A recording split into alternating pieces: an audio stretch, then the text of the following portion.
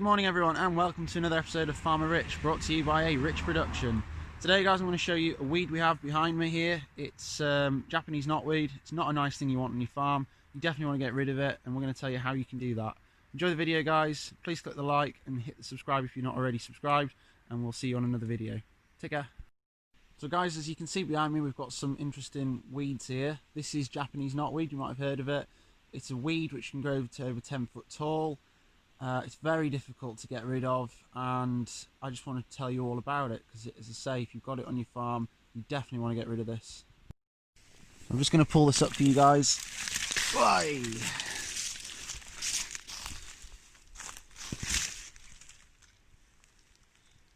So you can see that it is 1, 2, 3, 4. Getting on for about 5 foot, that is guys, and this has grown in about 6 or 7 weeks because I actually cut all this down just to try and reduce it, and in fact it's actually made it a lot worse. It's spread even further. So what's very difficult about this weed is its root. Now as you can see there, I've just snapped that off. I haven't actually pulled it out of the ground properly. Now these roots can grow for absolutely meters. So pulling it or cutting it isn't going to cut the mustard. The only way to really kill it, or I find seems to work, is actually spraying these leaves. So if you use a glyphosate on them, actually on the leaves itself, you do find that it starts to go like that, and eventually it'll look something like that. So no leaves on it at all. Now, I have to be honest, it is early November now, so we are actually starting to see some of it come out for autumn as well. So it is actually quite difficult to tell how successful this has been, but as I say, I have sprayed this with glyphosate and it has been definitely knocked back. Whether we'll have got rid of it altogether, I think we'll have to wait and see what it looks like next year, but I'm just going to literally walk through this bit of the field here. So it's literally taken up a quarter of the field. All these little spindly bits here guys, this is all knotweed. It's had no leaves on it now because I've hopefully sprayed it off. And then you've just got these odd bits here that are just fighting on. So it's definitely going to need another dose of glyphosate just to try and knock it again. And then, I don't know, maybe top it, maybe leave it and see what happens. And the thing about knotweed is it's not actually poisonous. And I've found out apparently cattle will eat it. I wouldn't say it's particularly palatable. And one of the reasons it's not very palatable is actually what I'll show you further down here. So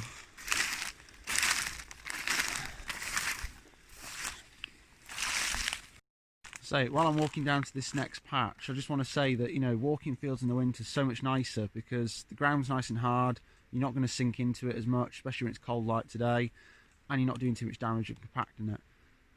But as I say, one of the drawbacks of frosts and things like that is, of course, grass growth now stopped, and of course it's more expensive to feed stock in the winter. So here we have another clump of the dreaded knotweed. I'm about 6'3", so that's about my height there, and as you can see, it just keeps going up and up and up. That's about 12 foot actually. So as I say, it's an absolute pest. And what I'm going to do is, it's actually very easy to pull out of the ground, as I said. Not that it's going to do much good pulling it, but I just want to show you. Actually, do you know what? We'll break it off. So there you go. So you can actually see inside, it's just hollow. So that is one of the issues you have with this knotweed. It's cattle will eat it, but to be honest with you, it's not that palatable. It's not poisonous, but as I say, it's just something that will just spread across your field and it will take over. It's a massive issue in the UK, and actually the advice is to eradicate. I actually found out that apparently if you've got this in your house, you know, in your garden, it can actually knock the value back. You know, you can even struggle to get a mortgage, because what happens is these roots that are beneath me now will go on for several meters, and they're really, really powerful, and they can actually break through foundations. So guys, I hope you enjoyed that video. As I say, the moral to the story is if you have anything that looks like bamboo but it's leafy, get rid of it, because it's not anything exotic. It is a weed, and it will take over your farm or your garden. Definitely don't want it near your house. As I say, it will break through your foundations, and it can affect things when you want to get a mortgage or anything like that. The only way to really get rid of it is to actually have an action plan, a control plan in place. Generally speaking, you're looking at a 3-year plan to get rid of something like this. You know, I've hit this stuff behind me once, maybe twice this year with glyphosate, and it's definitely knocking it back, but you can just see the odd strands still coming up through the ground. I am tempted next year to hit it again and then top the field and just see what happens once it's all down, purely because I think it's going to be easy to spot spray this field in future rather than actually spraying off a whole area, because, well, what's happening behind me and below me is there's absolutely nothing on the ground now. I've literally sprayed off this whole area, which is obviously going to now cost me more money, because it means I'm going to have to do a reseed. And this, as I say, this field's about 2.5 acres, so if you think somewhere between 1/4 and 1/2 of this field is now knotweed, and this is just one field, it's going to get very expensive. You are talking thousands, if not tens of thousands of pounds just to eradicate and reseed. So I definitely think we have to sort of find a happy medium now, where basically we spray and then cut and just see what happens. As I say, I know this is a major issue. It's widespread across the whole of the UK. It was actually imported from Japan, that's why it's Japanese knotweed. Apparently we're quite lucky, we only have the male counterpart in this country. If we had the female counterpart, it self-germinates, and if it self-germinated, we'd be in even more trouble. So I guess we should count ourselves lucky, if you want to count yourself lucky. I certainly wouldn't count myself lucky, because I seem to be infested with the stuff.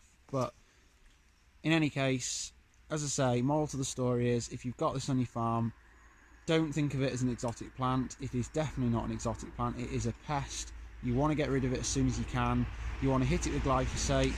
I know it's a pain if you're an organic farmer. Obviously you can't hit it with Roundup, so I really don't know what to say to you guys, because obviously injecting it is probably going to be your best option. Other than that, I really couldn't help you, because, as I say, it's a widespread issue, and it's a problem that's not going to go away on its own. You have to deal with this. One other thing that might work, and I say might because obviously you've got all these roots beneath us, but you could try and burn it off. Don't know what that'll do.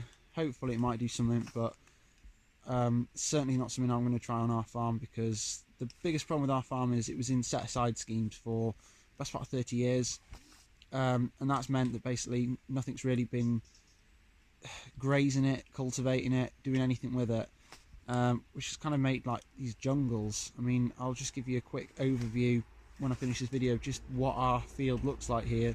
We are slowly bringing each field back to production, but it is a slow process. It's going to take a lot of time, and it's also going to cost a lot of money. So yeah, challenges of farming in 2020, I'm afraid. But as I say, I hope you enjoyed this video, guys. Please give us a like, a subscribe, and we'll see you on the next video. Cheers.